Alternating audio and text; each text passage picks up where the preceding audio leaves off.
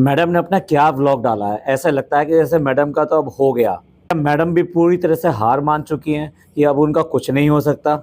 ये चीज़ तो मैंने उनके कंटेंट को देखकर कही, लेकिन जिस तरीके से मैडम अपनी पूरी तरह से इज्जत से समझौता कर रही हैं और बिल्कुल नीचे गिर गई, मैं तो ये कहूँगा कि नीचे बिछ गई। भाई तुम एक टाइम में टीवी इंडस्ट्री की एक टॉप हीरोइन रही हो और उसका इतना ज़्यादा डाउनफॉल उसके कैरियर का, उसके बाद में व्लॉगिंग उसने एज ए कैरियर लिया उसका। और अगर घर की बात देखें, जो पर्सनल बात कर रहे हैं, जिसके लिए मैडम ने अपना सुकून सुकून कह के सारे काम छोड़ दिए।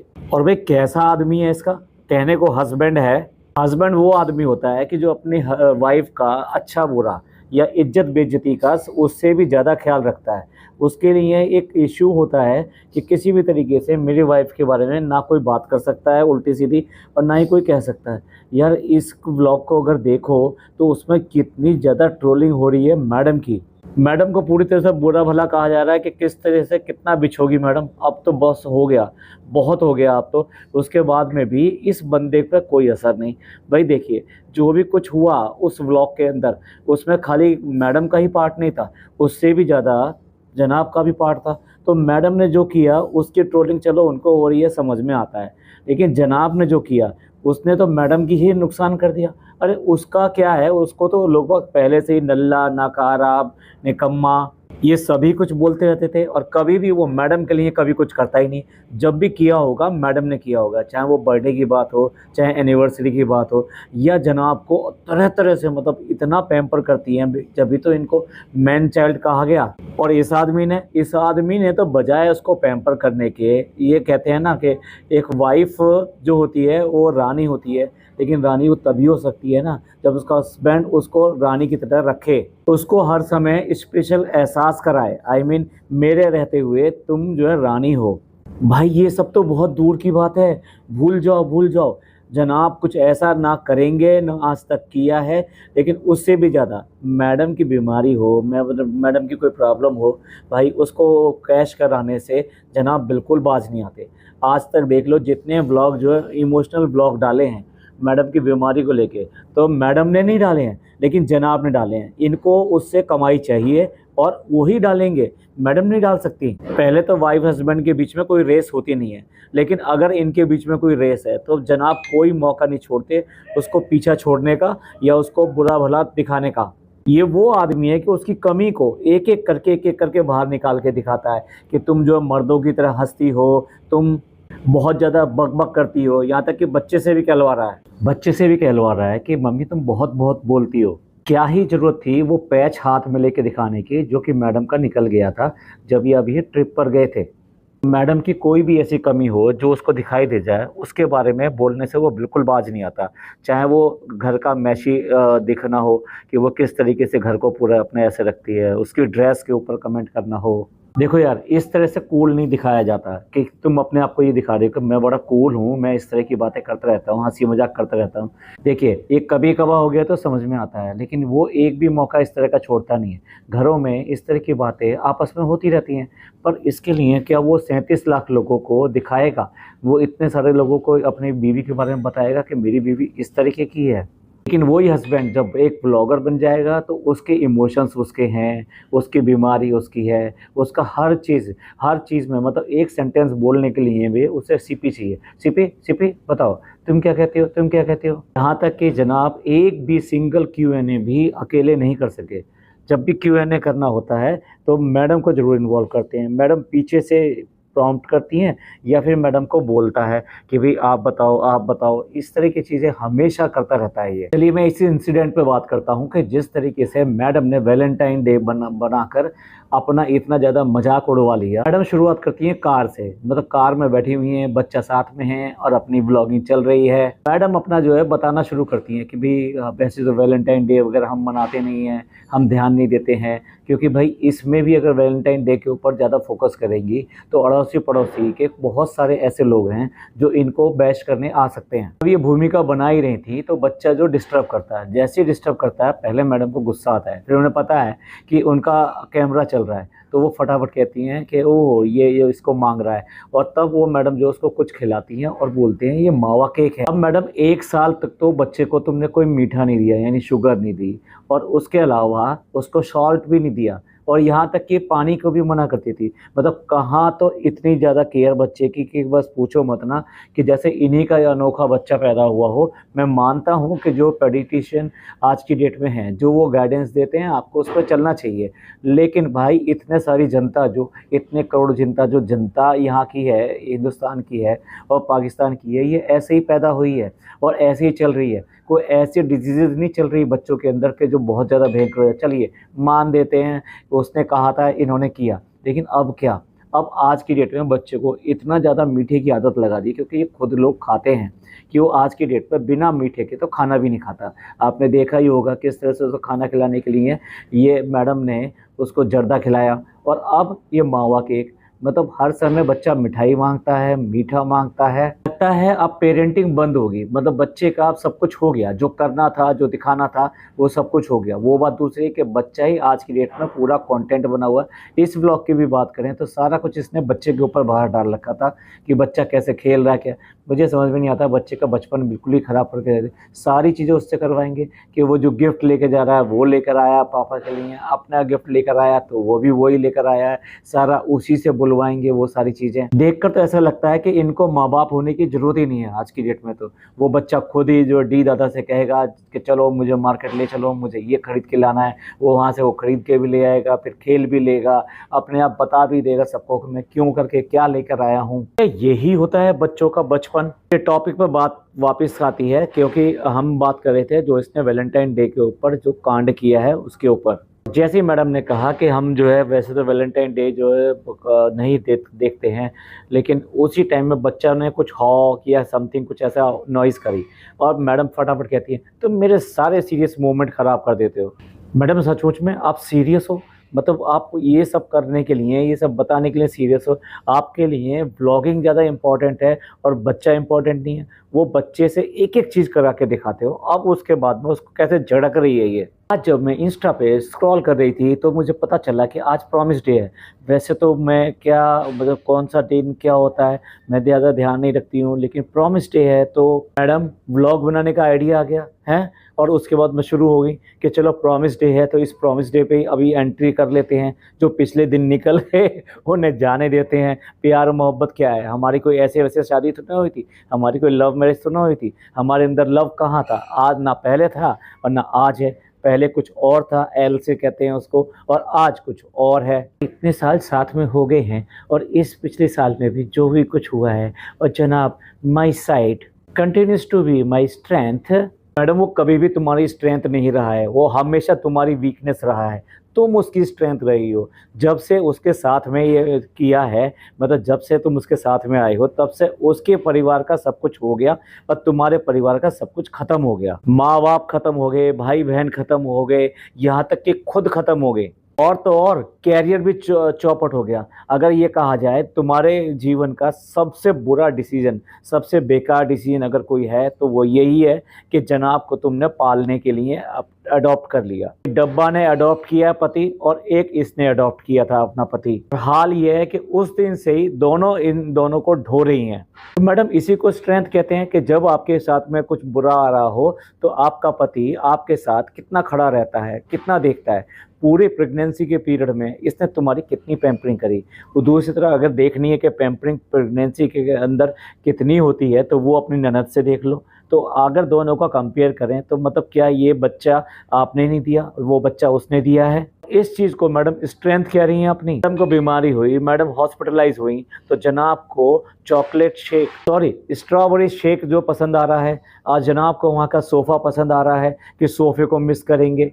बताओ कि ये कोई बोलने वाली बात होती है? उसके ऊपर से वहाँ की बालूशाही मिस करेंगे। भाई वाह, मतलब हॉस्पिटल को लोग कैसे कैसे याद करते हैं और ये कैसे याद करते हैं। जब मैडम ने प्लान कर ही लिया है कि नीचे गिरना है और गिरना है और गिरना है, क्योंकि इस समय सिर्फ और सिर्फ मैडम ढो रही हैं, इस रिश्ते को ढो रही हैं। ढोना समझते हैं ना, अपने कंधे पे उठाए बस घूम रही हैं। एक वजन उन्होंने लाद लिया है, वो वजन किसी तरीके से नीचे उतार के रख नहीं सकती, और वो जब वो वजन खुद उनको दबाता चला जा रहा है। ये कंडीशन मैडम की आज की डेट में हो गई है। इस पति का क्या हाल है, जैसे ही मैडम जो है बच्चे को लेके वहाँ पे एंटर करती हैं तो जनाब जो है सोफे पे चुपके पड़े हैं, मतलब चुंबक है वहाँ चुपके पड़े हैं। और बैठने का तरीका देखो, पैर ऊपर हैं, ये भी नहीं आलती पालती मार के बैठे हुए हैं। गंवारों की तरह इस तरह से सोफे पे कौन बैठता है भाई?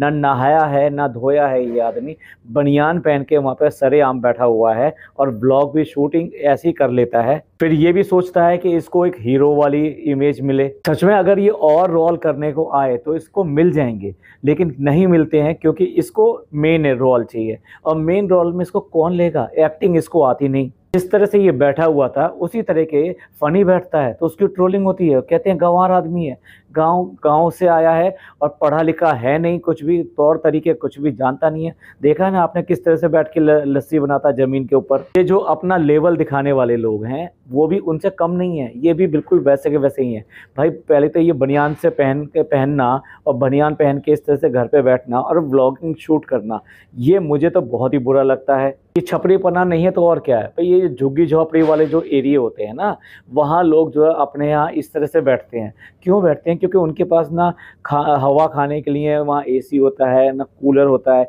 वो एकमात्र कोई छोटा मोटा पंखा, वो भी पंखा भी वो जुगाड़ू होता है जो जुगाड़ से चलाया जाता है, उस पंखे के नीचे बैठते हैं। तो उनको बहुत गर्मी लगती है भाई, तो वो ऐसा करते हैं। इनको क्या प्रॉब्लम है? एसी में बैठे हुए हैं, उसके बाद में भी ढंग से कपड़े नहीं पहन सकते। ये मैडम पे आते हैं। मैडम का प्लेन जो ना एकदम से लैंड कर गया नीचे जमीन पर, मतलब मैडम ने हाथ में गुलदस्ता बुके ले रखा है और सीधे सीधे जमीन पर लैंड कर गई मैडम। सीधे तो ये भी नहीं भाई, हाथ से भी तो दे सकती थी। ये औरत कुछ एक्स्ट्रा नहीं करती। जब ट्रेवल करती है ट्रेन में फर्स्ट क्लास में और जमीन पर बैठती है, यहाँ घर में ये बुके देने के लिए ये पोज लेना जरूरी था भाई। मैंने तो हमेशा ये उल्टा देखा है। जेंट्स 99% ऐसा होता है कि जेंट्स अपने घुटनों पे बैठकर अपनी बीवी को, अपनी गर्लफ्रेंड को प्रेज करते हैं और उसको ये एहसास दिलाते हैं कि तुम मेरे लिए कितनी प्रेशियस हो। यहाँ बिल्कुल उल्टा है, मैन चाइल्ड है बिल्कुल ही। मैडम को नीचे गिरना पड़ रहा है और नीचे गिरने के बाद में वो बुके थमाना पड़ रहा है और जनाब के मुंह से एक वर्ड नहीं निकल रहा, थोड़ा सा हंस दिए बस। कपड़े देखो, कपड़े क्या पहन रखे हैं यार, ऐसी मतलब गंवारों वाले बिल्कुल। जो मैं तो किसी नीचे तबके के आदमी का जो है डिसरेस्पेक्ट भी नहीं करना चाहता, जो इसका नाम लेके ये कैसा लग रहा है, पर बहुत ही गंदा लग रहा है। मैडम कहती हैं आज है प्रॉमिस डे, ये प्रॉमिस डे पे है, और उसके बाद में सीधे के सीधे उसका हाथ पकड़ लेती हैं और खड़ी हो जाती हैं। मतलब होना ये चाहिए था। देखो क्या होता अगर कोई इस तरह से आपके कदमों में आके झुकता है और आपको एक फूल या गुलदस्ता या समथिंग कुछ भी बुके दे रहा है, तो आप क्या करते हो? आप तुरंत आपके हाथ उसके कंधों पे जाते हैं और उसके कंधों से आप पकड़ कर उसको उठाते हो। नहीं नहीं नहीं, ये ऐसा क्यों कर रहे हो, या मुझे बहुत अच्छा लगा, या आपका बहुत बहुत थैंक यू, आपने मेरे को इतना अच्छा किया। और उसके बाद में उसको गले से लगाता है आदमी। भाई वाइफ हस्बैंड है, क्यों नहीं लगाएगा गले से?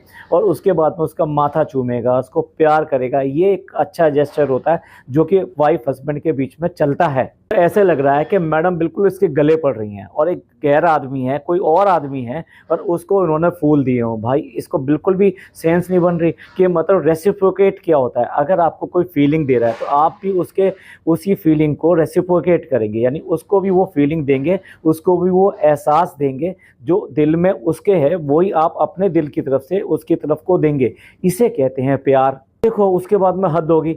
मैडम जो कस के पकड़ा हुआ हाथ होता है, वो मैडम जो हाथ छोड़ती हैं और उसके बाद में उन हाथों को अपने पीछे की तरफ करती हैं और खुद अपने हाथों को उसकी कमर के चारों तरफ लपेट लेती हैं, और इस तरह से मैडम का आलिंगन हो गया, मैडम का गले मिलना हो गया। वरना बहुत मुश्किल था भाई। जनाब तो बिल्कुल भी गले मिलने वाले नहीं थे, मतलब जनाब ने एक मौका नहीं दिया, समझ नहीं पाए बिल्कुल भी ये इंटेंसिटी क्या है। व्लॉग शूट हो रहा है तो मेरा क्या किरदार है, मुझे किस तरह की स्क्रिप्ट निभानी चाहिए। ये आदमी से अगर एक्टिंग होती तो आज ये घर पे नहीं बैठा होता। इसे कहते हैं वैलेंटाइन, ये वैलेंटाइन होता है। मैडम इससे तो सड़क पे जाके किसी और को दे आती, वो शायद ज़्यादा खुश होता और ज़्यादा thank you thank you thank you बोलता है इन मैडम को। इस आदमी ने अपनी बीवी की डिसरिस्पेक्ट करी, उसकी फीलिंग्स की डिसरिस्पेक्ट करी, उसके गिफ्ट की डिसरिस्पेक्ट करी। मैडम अगेन जो है कैमरे की तरफ देख के बोल रही हैं और जनाब भी कैमरे की तरफ बोल रहे हैं। ये इसलिए है कि आज तक जो हमने प्रॉमिस किए, मतलब एक नॉर्मल से भी ज़्यादा जो एक्सपेक्ट किया था, निभाए गए। क्यों मैडम प्रॉपर स्क्रिप्ट तैयार नहीं करी थी, चैट जीपीटी से करा लेती। जनाब तो यही काम करते हैं और जनाब तो मतलब ऐसे सुड़ के हुए बैठे हुए थे कि उनको चैट जीपीटी देखने का मौका ही नहीं मिला। ऐसे धप्पा कर दिया, वो तो हक्के बक्के दिखाई दे रहे हैं। अरे कौन है, कौन आ गई मेरे घर में, ये कौन मेरे को जो है इस तरह से परेशान कर रही है, कौन मेरे को ये फूल वूल से लाद रही है, क्या क्या कह रही है। यार मैंने तो ऐसा कुछ किया भी नहीं। सच में ऐसा कुछ किया है क्या मैंने? अभी ये जो लास्ट ईयर रहा है, मेरी बॉडी से लेके, मेरी मेंटल हेल्थ से लेके, मेरी फिजिकल हेल्थ से लेके बहुत कुछ हुआ है।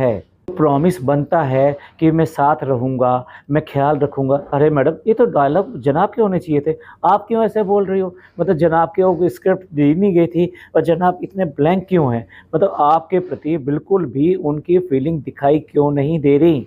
मैं कभी परेशानी होने नहीं दूंगा और इस सब का जो वैलिडेशन होता है, इस सब को ना प्रूव नहीं किया जा सकता।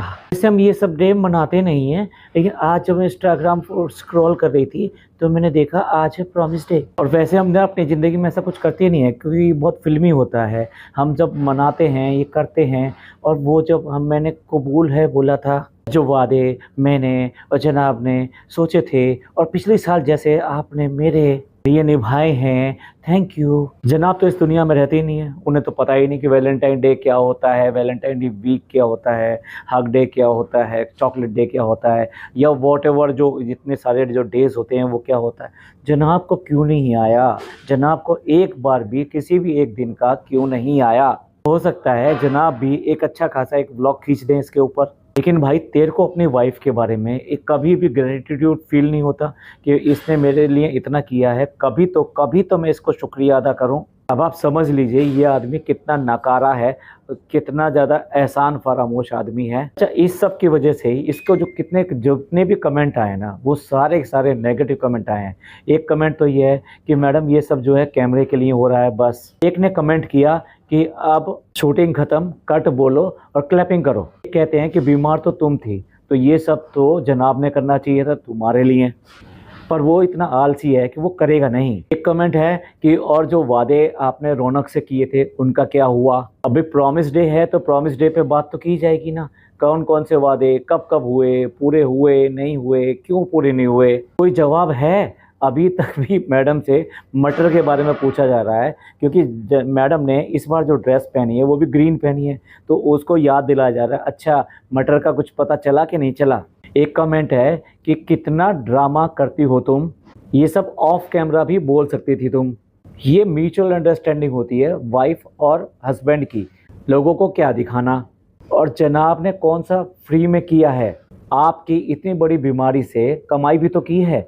प्यार देखना है तो उनका देखो जो इलाज करने के लिए प्रॉपर्टी तक बेच देते हैं, और एंड में ना इंसान बचता है और ना ही पैसा। और उस आप तो कम से कम नौटंकी मत करो। एक कमेंट है जनाब तो बिल्कुल डिसइंटरेस्टेड दिखाई देते हैं, बीमार भी ये थी और घुटनों में आके फूल भी यही दे रही है। वहारी फैजा, चप्पल की चप्पल ही बनी रहना हमेशा। भाई बहुत ही गुस्से में लग रहे हैं, लेकिन कमेंट की अगर सच्चाई देखो या गहराई देखो तो बात तो बहुत गहरी कह रहे हैं। हमेशा मतलब नीचे, जब भी तो इसको फुट रेस्ट कहा जाता है, पायदान कहा जाता है, और आज लोगों ने चप्पल भी कह दिया। भाई बहुत बहुत बहुत ही ख़राब है। एक कमेंट है, उन्होंने कई सारे टाइम स्टैंड दिए हैं और ये कहा है कि वो इस तरह से उसको हक कर रही है लाइक ए मैनिक, और ऐसा लग रहा है कि वो साइको है, साइको लवर है, जनाब की दीवानी आंटी है। भाई और कितने कमेंट पढ़ूं, इसका सारे के सारे कमेंट बहुत ही इनके ऊपर इसी तरीके के आए हैं। चलिए एक लास्ट और, मजबूरी का रिश्ता है वाईटी के लिए, फैज़ा डिलूजनल है, चलिए एंड करते हैं। इनका तो ये कहानी इसी तरीके से रहेगी, ये हमेशा पायदान बनी रहेगी और वो जनाब जो है इसको चढ़ के ऊपर नाचते रहेंगे, गाते रहेंगे, ड्रामा करते रहेंगे और इसका हमेशा इसी तरीके से फ़ायदा उठाते रहेंगे। आपका इस सब ड्रामे के ऊपर क्या कहना है?